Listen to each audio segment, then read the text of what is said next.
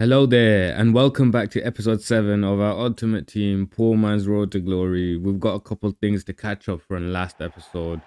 I think the last two Premier League games I didn't go through, so I'll quickly go through. We've got some Champions League football to go through as well, but I won't do that as in depth as the Premier League ones because I didn't get to watch all of them. And I know less about other leagues. Like watching the Champions League is my main part of actually getting to know other leagues, other players, other teams. So I do enjoy doing that. But trying to talk about them, I realize that I just don't watch them enough and I don't know about them enough. So hopefully we can get into doing more of that. So the last two games were the Liverpool Chelsea game and then the Palace Forest game. The Chelsea Liverpool game was as entertaining as I thought it would be, but early on in the game, I think there was the Adarabioyo challenge. It was definitely a yellow. It was at the halfway line, so there's much more doubt. And the angle of the pass, I also feel, was a bit hard to determine. And then even the Liverpool attacker didn't really exaggerate the foul as much. So I understand why people were trying to compare it to the Saliba one, but in this case, he had people covering him, so you can't really give that a red. In terms of the penalty, Colwill, he must have got a touch on that ball. There's no way you're acting like that if you don't get a touch on the ball. I do that sometimes where like I act shocked, but I know kind of that it's a foul, but he seemed like he didn't believe it. I couldn't see anything from the replays. Like it didn't look like he touched it on the replays. So yeah, has to have been a penalty there. And then Salah puts it away nicely. There was another penalty called shout. And this time VAR I think actually overturned the second penalty decision. So that one was good. He did get the ball first, the keeper I think, but also I think you have to give the keepers the benefit of the doubt that when they're trying to make themselves big for the goal to try and save it rather than actually dive at the ball, that's fair enough to overturn that penalty. Even when like in corners it's annoying where the keeper gets crowded, it's harder for them to do their job. There's obstruction there, and I don't see how they keep changing that rule. I think it's set on they're allowed to do it now, but I don't think they should be allowed to do it. I think it's hard to, especially when you're jumping in the air as a keeper, to get knocked over. It doesn't make it easy to save and balance yourself when you're landing with the ball in your hand, especially if it's awkward. So I think people should get more protection in that way. But Chelsea should have won if they took all their chances, but they didn't. And after a while, Liverpool ended it with Curtis Jones' goal, which was a nice cross from Salah. I think both of those two final passes were very well timed. I think there was VAR on both of them to check if it was offside. Their last game was the Palace game. It was 1-0, but just to Forest. Chris Wood with the goal. It was a decent finish, to be fair. It seemed a bit off to me, I think, because it was a bit of a slow shot and the keeper saved it, but it went into the corner, so you can't complain about that. It was a pretty even game though, but Sals did well to keep Palace out, even though it was mainly long shots he was saving. We'll get onto the Champions League here. I think the first game was the Monaco game, and Minamino scored, I think, a brace. But Minamino is a player, I think he's ex-Liverpool, and I don't know where he came from. I think it was Salzburg. Yeah, I think it was Salzburg, because I remember Liverpool fans complaining about we went to Salzburg and we scouted Minamino instead of Haaland, and they actually bought Minamino instead of Haaland, which was funny. But you can see like Monaco, they still got some players on the team. I think they're second in the French league, only behind PSG, so that's good. I don't know if they've done much since that Champions League semi-final where they had Bernardo Silva, Sidibe, Bakayoko, and I think Lamar, probably a few others as well. The only person to have really exceeded in their career after that, I think, is Bernardo Silva. He's the only one that's really still playing at a high level. I think Thomas Lamar did go Atletico Madrid, and then oh no, actually, Fabinho was on that team also, and he went to Liverpool. I feel like he went like a season after, but yeah, Fabinho did all right for a couple of seasons at Liverpool.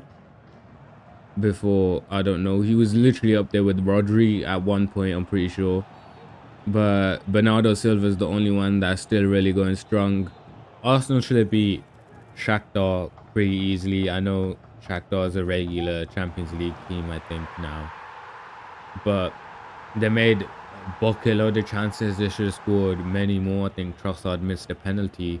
I don't understand why he's on penalties. I don't know if they have a specific pen taker, but he won it, and I think they just done won it, take it, which I never understood in football. Unless someone's on a hat trick, maybe then you'll give it to them. But they still end up winning the game. They should have scored probably 4 or 5 goals, but they still will probably struggle against Liverpool without Saliba, which I'll talk about during my predictions. That I'll do it after these Champions League games, and then probably by then that'll be the end of it.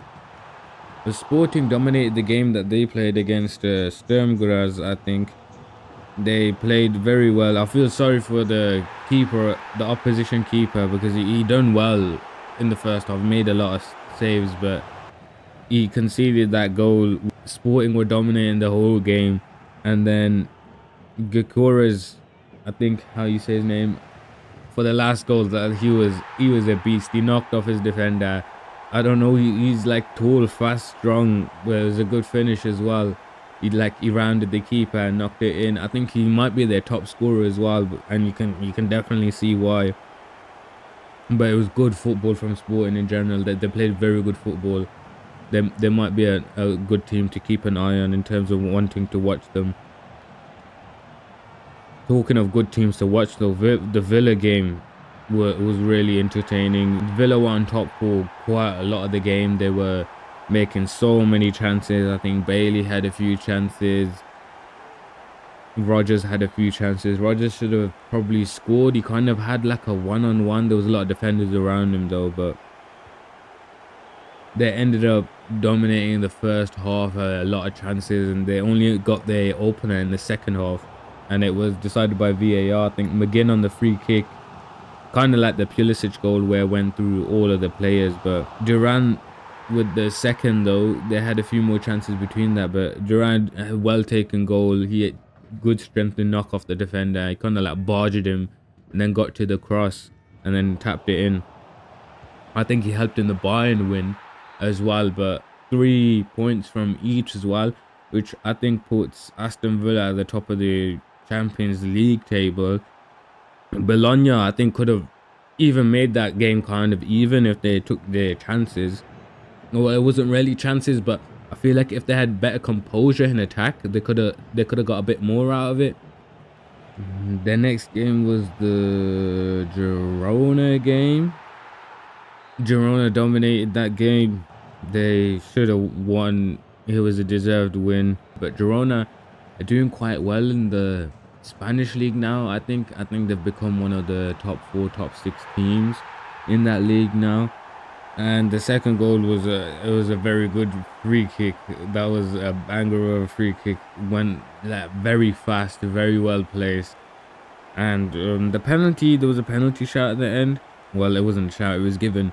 But it was a bit weird to give that as a handball because it was kind of high up on his arm. But it was a handball, I guess. But he missed it. So maybe there's a bit of justice in the fact that he missed it. Because, I mean, that was a bit of a soft penalty. It was still a penalty by definition, I think, though. So, in the Stuttgart game, Stuttgart should have easily won that. They did get the win eventually, but they probably should have scored 2 or 3 more.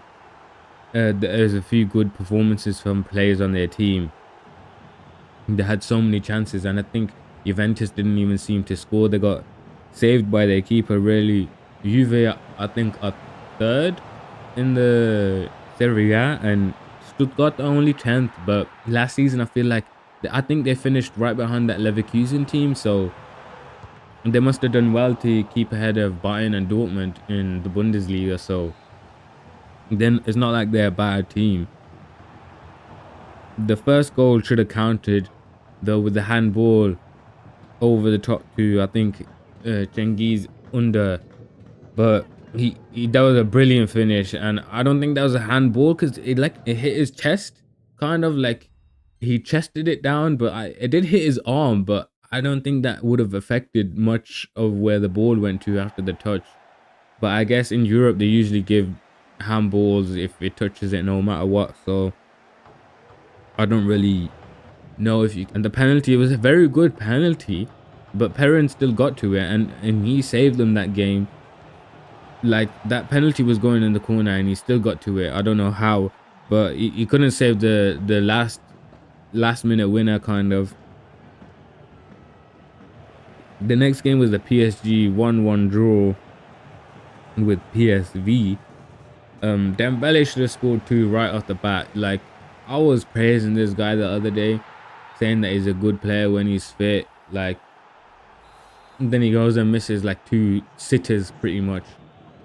But PSG, even if he didn't score those, they should have won easily. They had so many chances, literally so many.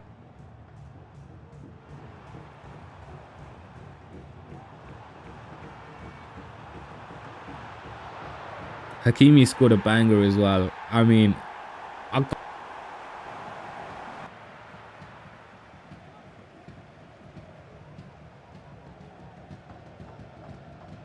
but PSV went the other way after that, and Marquinhos probably saved PSG a point.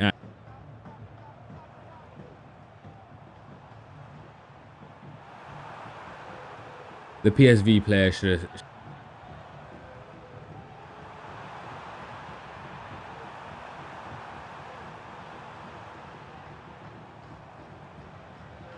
Hakimi nearly scored again like twice. He did a nice fancy dribble, skinned it past.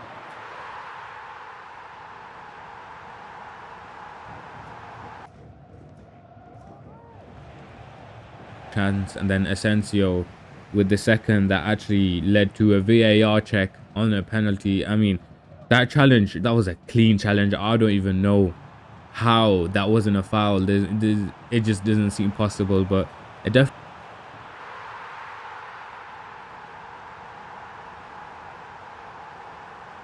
And they nearly.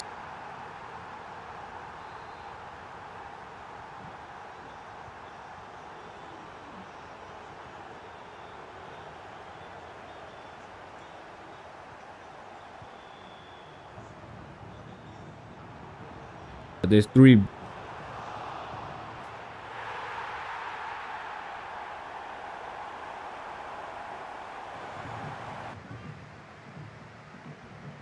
I said they weren't doing well without Rodri, but 5-0 against not that strong of a team, but they played really well. I think Foden's back at it now. Played very good get that game. And Haaland should have scored a few headers, but John Stones shows him how it is done.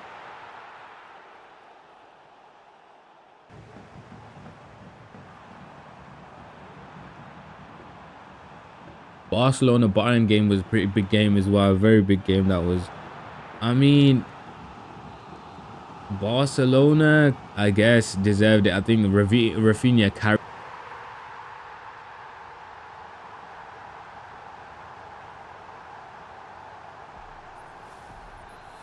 He done it in the Premier League, so I guess he would have had the ability to do it in the Spanish league. But at such a big club to keep up, I think he's got 7.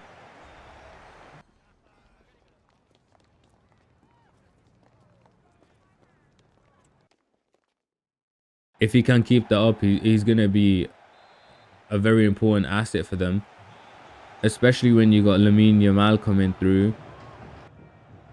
He played very well as well. I mean, a lot of people talk about him, but I didn't know he's really that creative a player. I knew from the Euros he was very creative, But I didn't know if he was doing that at Barcelona. I thought he was just scoring loads of goals.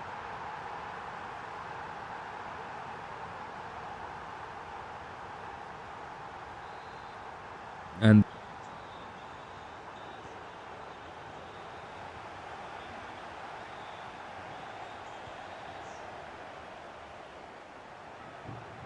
I'm kind of still glad they won that game because I despise the way Athletic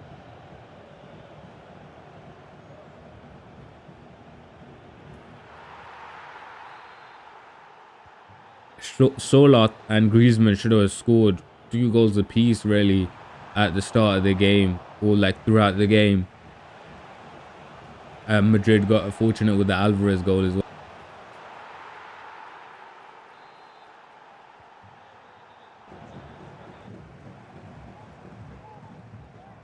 And the penalty call with the handball, I don't well, it wasn't even a handball. That's the thing. The handball before it, I don't know. I literally just said about the Champions League in the Europe, they usually do everything. Oh, handball. If it touches your arm, it's a handball. The foul was a bit soft there as well. Like you gotta be stronger. I think he was just off balance and fell over anyway. But the tackle wasn't.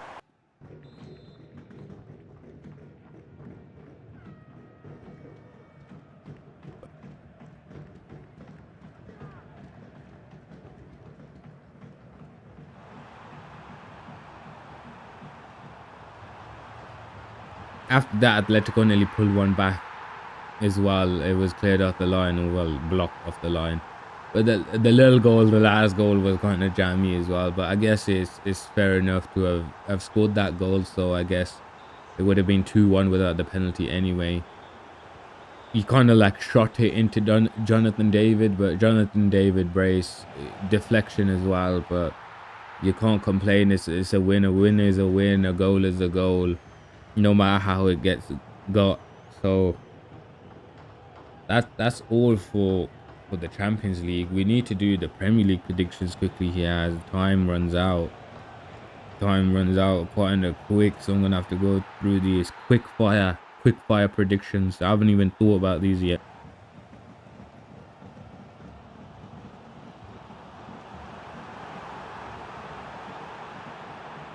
I think they fluctuate quite a bit, which must be horrible to watch for Forest fans. So I'll go with Leicester 2-1 there. Manchester City Southampton.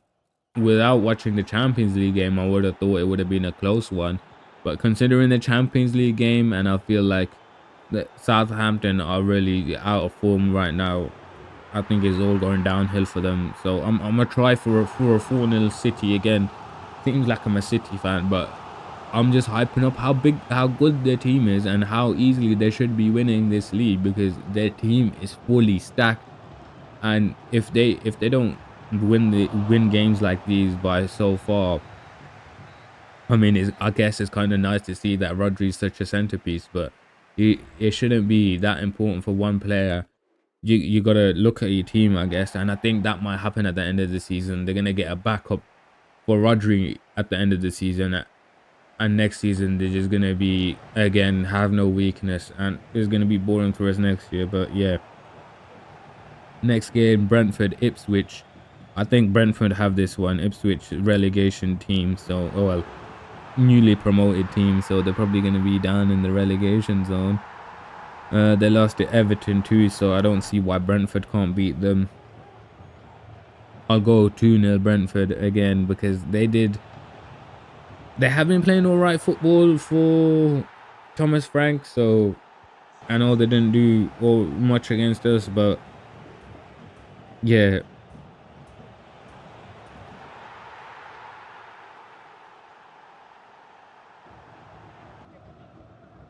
all of their hard work playing football, making chances and not getting anything from it.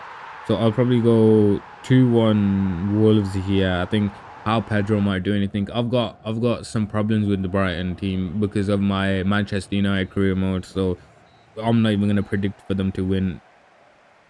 Villa Bournemouth easily Villa. That might be a good game, I guess, because Bournemouth, I don't really know how they play, but if they try and win that game, Villa might dismantle them. So it depends on how Bournemouth set up. I don't know if they'll set up defensively. I said I don't really know how they play, but I think Villa might 3-0 that game.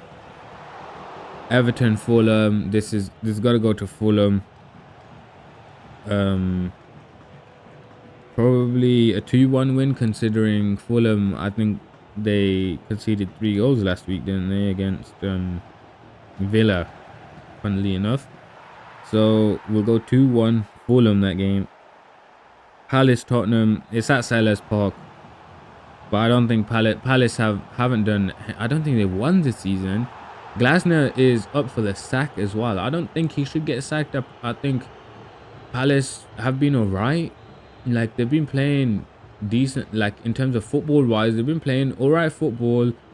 I just don't think the players are in form right now, so I don't think he should get the sack. But I don't see him winning this game either. I think it'll be 2 or 3-1 Tottenham. I'll go with 3-1 because I like goals. So the next game is a Chelsea Newcastle game. I mean, Newcastle should have scored 5 goals in the last game, so this might be another heavy goal scoring game. But I don't see Chelsea losing at Stamford Bridge. I think Palmer's really in form. I think the whole team's really in form. They're playing quite well. They really could have even deserved the Liverpool win last week. So I'll go 3-2 Chelsea. I'll go 3-2 Chelsea that game. West Ham, Man United. I'm never probably gonna predict against Man United, so I'd like another 2-1 win. But I feel like I don't even know. I feel like another 2-1 win, so I'll go 2-1 again. Arsenal Liverpool game without Saliba, I don't think Arsenal are gonna do much. I think they might even get pretty heavily defeated, considering I feel like they'll still play their same style of football, but just without Saliba, and I think that will be a weakness for them. So I'll probably go with. I don't want to keep going 3-1s and 2-1s and 2-0s and 3-0s. But I feel like it will be a 3-1 win to Liverpool. Because I feel like they'll score goals. And with the amount of chances Arsenal made against Shakhtar, I think they'll end up netting at least a goal. So that's it for the Premier League prediction. That's all. So it for the episode today. I mean, this episode we kind of bolstered our backline there fully. We got 83 left back Tierney, 83 centre back Gvardiol, 84 centre back Ben White, and 84 right back Delo. I think the fullbacks are going to be pretty nice because I don't think there's been many fullback upgrades or like cards coming out in the Premier League, so they should be tough for quite a while now. We still need to get chemistry stars on the team. Hopefully we get that done in Friday. Friday is going to be a live video. I might also try out the Bosley for the weekend, I guess, because I'm not going to be able to play him on the Friday. Just going to be doing draft. Maybe I'll try play one game because the last Friday was kind of boring. We did some SBCs, most of it. We didn't get even to play the draft. We played one game really because the first game he quit straight away. Second game was let's not talk about the second game. I'm clenching my fist just thinking about it. But yeah, made some all right progress. 31 points. We were close to getting the upgraded rewards, but that's just too many games for me. I really couldn't be asked to play any more games than I did, even pushing to that much for the content rather than actually playing squad battles was a bit hard to do. So next week we should get those Mondays and Wednesdays sorted for squad battles and rivals properly this time. But that's all for now. See you in the next one. Farewell, my friends.